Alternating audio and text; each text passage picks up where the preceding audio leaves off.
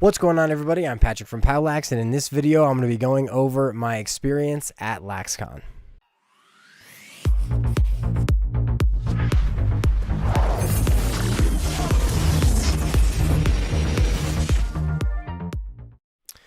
So as many of you are aware, I had the opportunity and the honor of getting to present at LaxCon this year. I was debating going because it was in Baltimore. Baltimore has very stringent rules right now. I wasn't trying to get caught in a New York situation. And, I was really debating going. And then I went to the IMLCA convention in Florida and was asked to present and decided I would go. And it was a great decision. I really enjoyed my time there. There's a lot of talk about it not being very busy, which it wasn't. And I think, there's some reasons for that. But overall, I think that it was a great experience. I enjoyed it. I hope that they, put it on again. I think they could move it.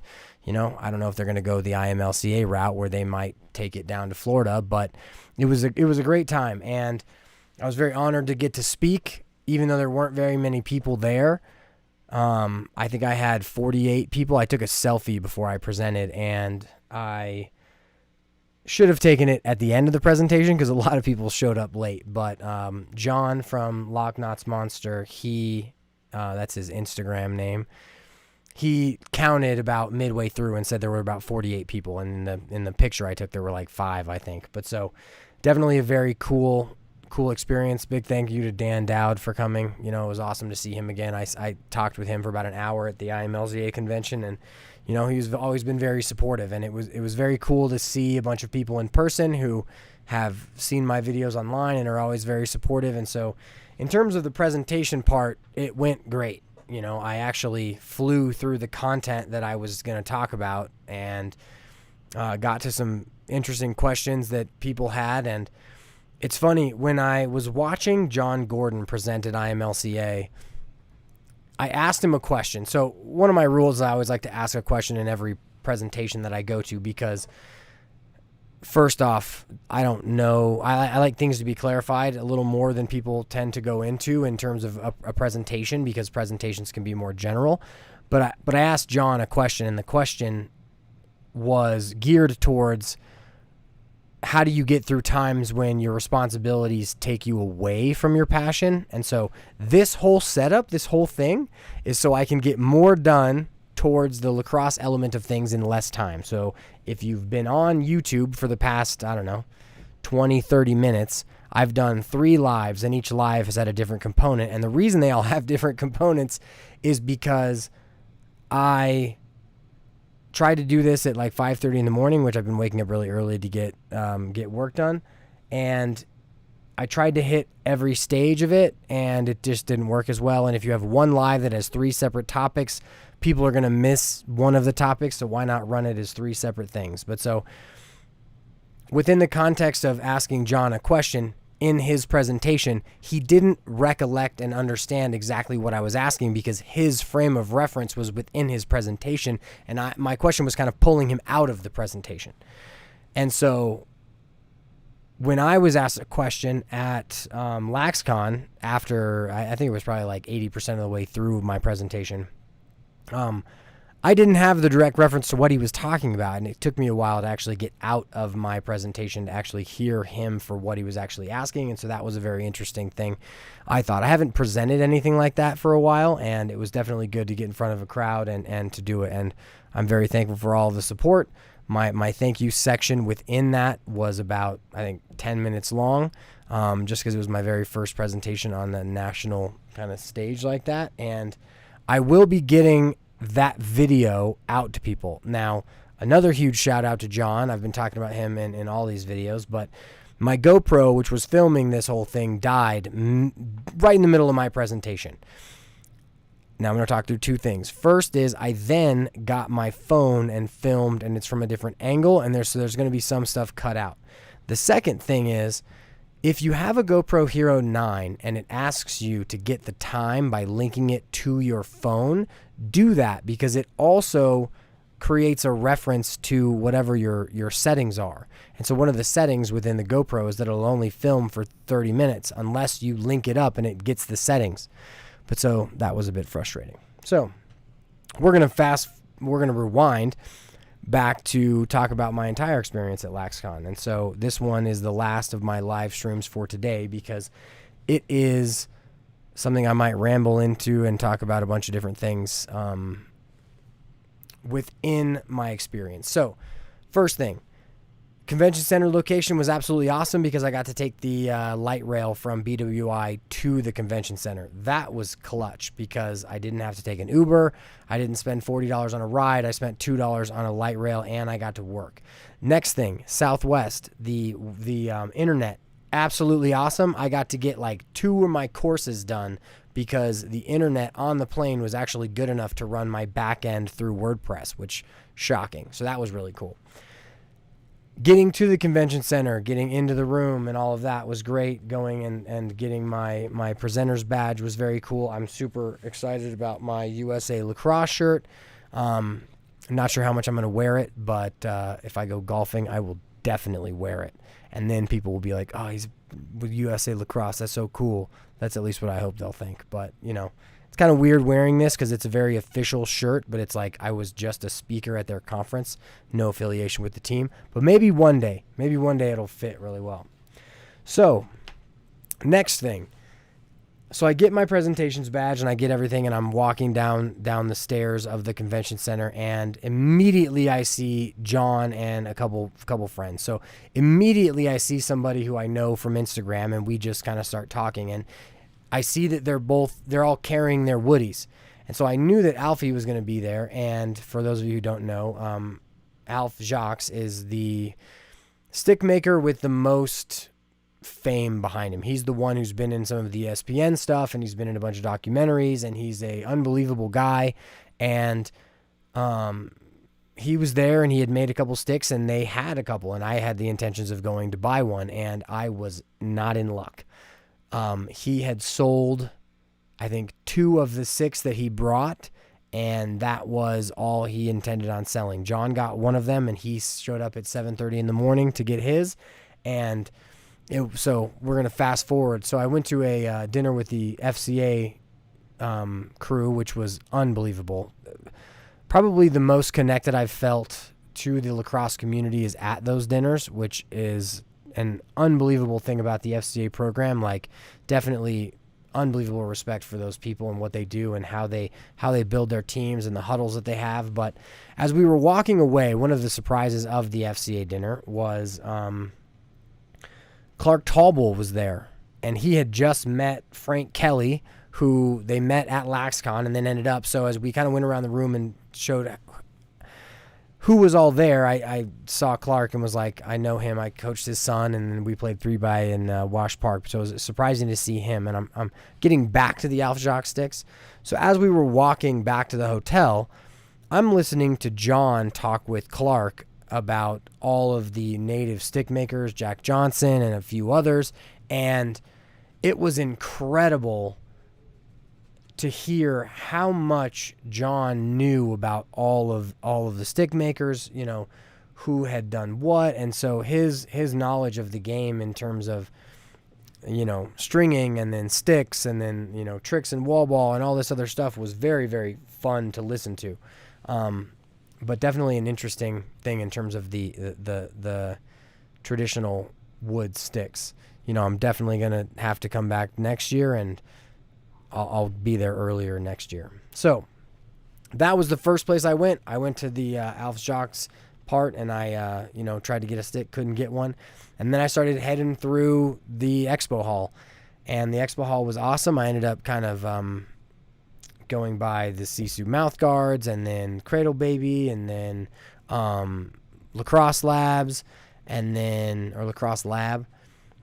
Pearl was there. Pearl has these new multicolored balls that are really sweet. So like half of it is orange and half of it is white, or half of it is orange and half of it is yellow. So I got a couple of those, which are really cool. If you're going to order Pearl lacrosse balls that don't grease, use code POWLAX on pearllacrosse.com and it'll give you 10% off. I know everyone's getting their balls coming up for the spring. If you haven't seen my video on why the Pearl balls are the best balls, I think it's a little ways down on my page, but I think it's called like No Excuses, because you don't have an excuse to be using these greasy balls anymore. So then let's get to the more like meat and potatoes of it. So I got there on Friday evening or Friday afternoon, and I immediately went to the Armor Mesh tent or Armor Mesh place and got to see Chris Gilroy's new Armor Mesh product, which is absolutely phenomenal. And Chris had just set up his booth. He hadn't even set up his like table runners or his flag or anything. And immediately with me and John and Matt from Hershey Lax Dyes, we went and threw, just had a passing session on the second turf field in the convention center, which was just so much fun. If you've seen my Instagram or seen my TikTok, you'll see some videos of us kind of throwing around and just having fun. And so it was so cool to have all these Lax Rat people just having fun, throwing BTBs, shooting. So if you've seen the Guardian, I think it might be Gilman. The Gilman goals that have the net is like attached with the big metal poles. So anytime you hit the goal anywhere, it seems like you hit like right in a corner. Every time I would be trying to like create a video or something, John or one of them would shoot and it would sound like it hit pipe, but then John was hitting pipe a lot. I hit pipe too once, which the ball shot straight up and ricocheted back down off of the cement ceiling, which was a little bit, I definitely almost hit a light, but definitely a ton of fun. It's unbelievable to go meet a bunch of other people who are in the lacrosse creator, stringing, coaching space and just see what conversations come about, because we just continually talk about all the different parts of navigating through the space, and definitely a very fun thing. And so we got a hi comment. I'm gonna say hi back to Waves X. I'm gonna stop just to say hi. There you go. So then, after we got all that done, and we played around, there were a couple presentations I wanted to see. But so I got to talk to Paul Gate, and they have a new head coming out, which is very interesting. If you haven't seen it on Instagram, definitely go check it out. But basically, it starts right here, it thins out, and then it almost creates like a hook where it pops back out and then continues to go. And so the idea is, it's a defensive head, and so the idea is that as you like send a poke check in, if a stick gets put into that spot, you can yank out and it'll turn it. And so I don't know what kind of plastic it's made out of or how durable it's going to be, but that was a very cool thing. And I think I asked Matt from Hershey Lax Dyes to film it, and somehow, or I asked him to film as Paul Gate threw a can opener check on me holding another stick. And it was one of those situations where I had hit record and then I handed him the phone and he stopped the recording and then started a recording at the very end. And so we actually didn't get the footage of it, but I could just show the that other spot. But so definitely a fun time. What else happened that day? Oh, then I got to talk with Joey Spalina and Joe Spalina. Joey's a good kid. I have no idea how he stays motivated to do all the stuff he does. He's working out like 3 times a day, having fun. He's going to be the new 22 at Syracuse. He's the number 1 recruit in the country. You know, with all the like press and everything on him, I don't know how I'd handle that situation, but he seems to be doing great. And then I got to ask Joe a bunch of questions about how he runs his teams, where he feels the difference between a player who becomes a great player and kind of stays a mediocre player are. And he kind of taught me about the drills that he was going to run the next day, which I got to go to. And so I think we'll just flash forward to that for now. But so I got to watch Joe Spalina run his, he ran a demo of some of the drills that he runs, and it was so up-tempo, so fast-paced. He brought his 9th grade girls team in to run it, and they were firing on all cylinders the entire time. It was unbelievable. And so his thesis was on how to create great decision-making off ball, and all of his drills were just unbelievably fast, and very kind of short in terms of how long each rep lasted. And those girls are ridiculous because he had them running like full tempo for a good like 45 minutes during the presentation, and they were just on it. It was awesome. And so what was interesting about watching Joe Spalina's talk is that right afterwards, I went and I got to watch the Scoops presentation, which Scoops, I think his name is Matt. I want to say it's Matt. I don't know. But look up Scoops Lacrosse. Scoops Lacrosse is a program that focuses on like 3-year-olds to 6-year-olds. It's very young. And so I'm going from like this high-level decision-making from Joe Spalina to the Scoops Lacrosse, and then watching how they both, create a love for the sport and really do great things for the sport, because one is working on the highest end and the other is working on we got to get kids to love the sport end. And so there were so many great times in both. And in the Scoops one, just the enthusiasm that he has and how he talks to the players and how he kind of games the situation for them in terms of like creating ground balls. Like at one point he has his assistant coach dump out all the balls behind all the players, and he's like, "Did you make that mess?" And he points at one of the players, and the player's like, "What do you mean I didn't?" And then he looks and he sees all the balls, and he's like, "We got to clean up this mess." And they all go get ground balls and they go, but he makes it so much fun for them. And so when you look at like POWLAX, another thing that happened on this trip was I found out a new tagline for POWLAX. And so the tagline that you can read right there, if it's big enough, is creating confident coaches. But so I was having a discussion with Clark and someone else. I said, POWLAX, creating confident coaches, because confident coaches create great environments for players. And that's what both of those coaches were doing. At the competitive, like very high-end level, Joe Spalina was creating an environment of like super fun. We're always challenging our skills. Everybody's getting better together, and it's super fast-paced. It's very challenging, and that's what that level requires. And then you have the Scoops level, which is brand new to the sport, just picking up the stick.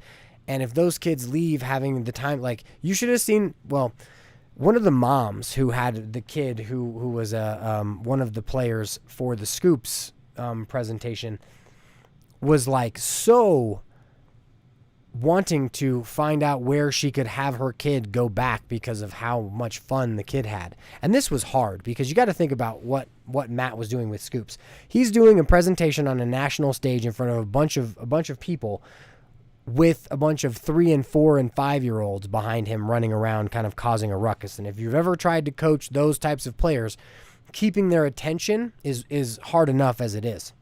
Keeping the drills running, hard enough as it is. Doing that and doing a presentation all at the same time, unbelievable. I know from experience running the rec program in Parker that when we get a bunch of brand new players, like you got to keep the tempo up, you got to keep running, because it'll get really stagnant if players aren't doing a lot. But the way he ran it and then managed the presentation was just exceptional for sure. So that was another aspect of it. Now I want to talk about the FCA dinner. So last time I went to LaxCon, I went by myself, but I want to say it was 2019. It was 2020 before all this madness hit. And I was talking with a guy named Mike Walzak from Lower Bucks, Pennsylvania, and he now runs a program called Arrowheads, and he's got this really cool logo for a scrub. But as we were talking, he invited me to the FCA dinner because Dean, his boss, was going. And they were awesome, and they invited me, and then, I got to stand up and say hi to everybody at that one, and FCA brings the community very, very well. Now, this year, I didn't know, I thought Mike was probably going because it was in Baltimore, it was close enough, and but I didn't hit him up in time, and so by the time I hit him up, they said that they were going to the FCA dinner. But so then I'm walking around after meeting John and hanging out with everyone playing with the armor mesh. And John's like, we're about to get hungry. Like, hey, we should go get some dinner. And John's like, oh no, I'm going to go to the FCA dinner. And so me being my kind of audacious self, I'm like, okay, well, I'm just going to kind of tag along. And so I end up going to the FCA dinner and get in, have fun, meet a bunch of new people.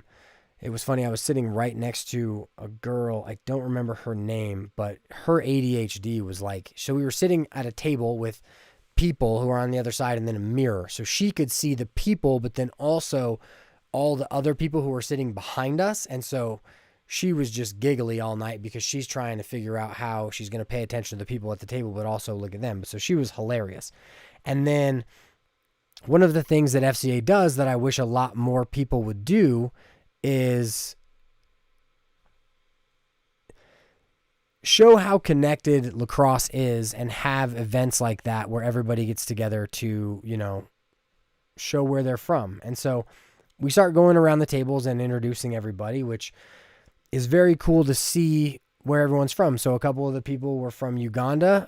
I think about 5 or 6 of them were the coaches from Uganda. One is AJ. AJ is one I remember very well because he runs the YouTube channel Indiana Lacrosse Channel, and we had good discussions about that. But so what I want to say is,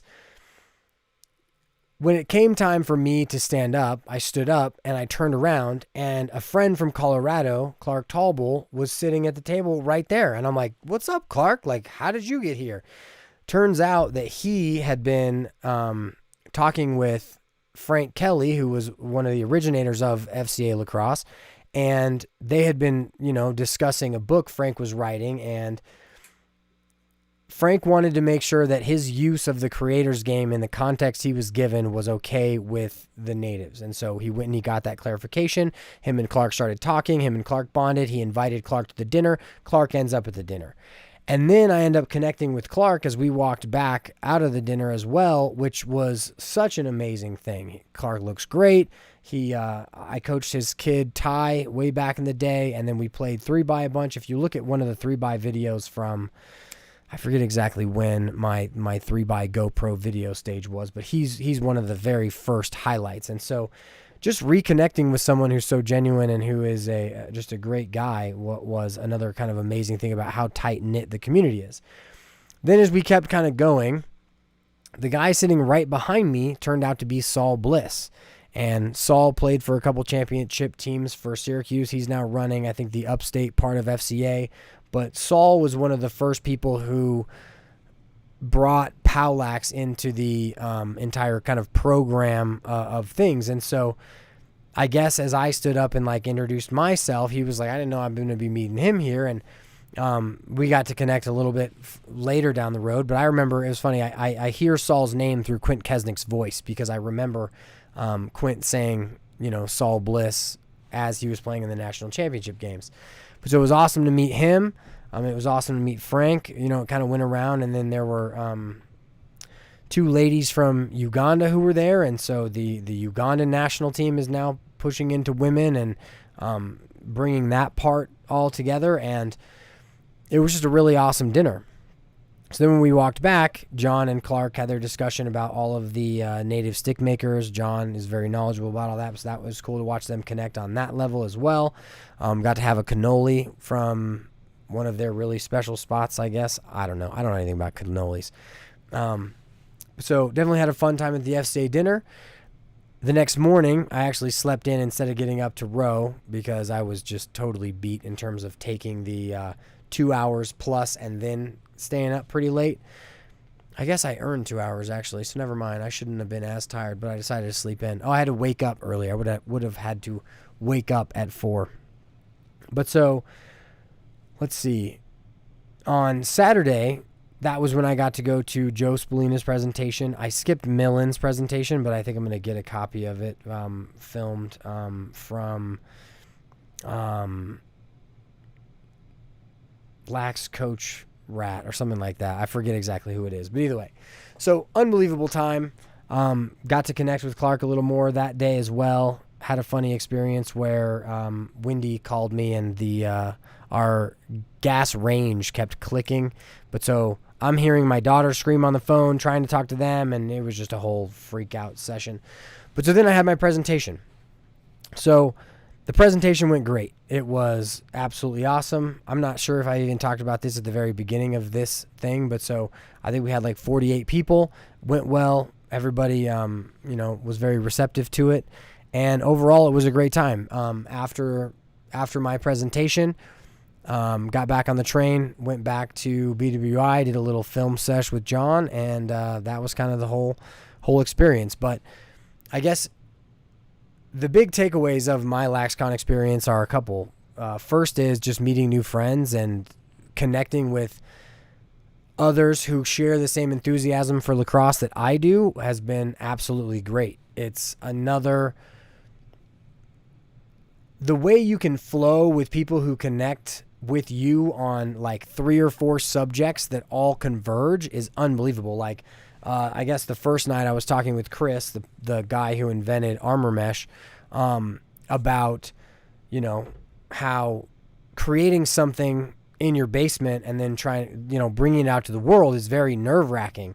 And it's something that takes a lot of courage to, show something that you've put so much passion into, because once you show everyone, then all the flaws start to come out. Everyone starts to think about whether or not, you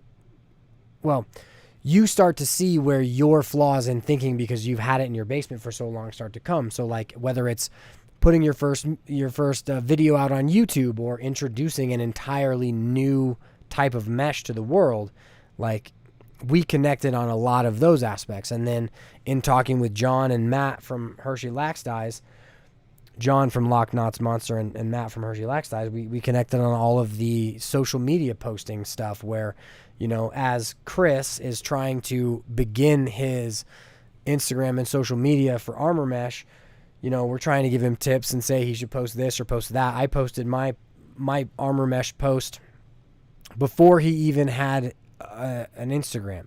And so it was fun to talk with them and connect on the social media level, the creator level, the lacrosse level, and just the overall experience of LaxCon level. And that was probably the highlight of the entire thing. But so I'm going to end that here. I think I need to go watch some kiddos now. So that's going to be the rest of my day. I hope you guys, let me know what you think of the live format. I'm sure not many people are going to make it this far into the video, but if you like the live format, a little more of the rambling, not so much of the scripted getting everything right, that's I think what I'm going to do more of, because I can get more videos out that way. And all of the little ideas that I have through time, I can kind of just get them out a little bit quicker. So I hope you guys enjoyed this discussion of LaxCon. If you went to LaxCon, I hope you had fun. There weren't as many people there, but I kind of liked that because you could get right in with all the vendors and have a good time. But so have a good one, everybody. Hope you guys enjoyed. I will see you guys in the next video.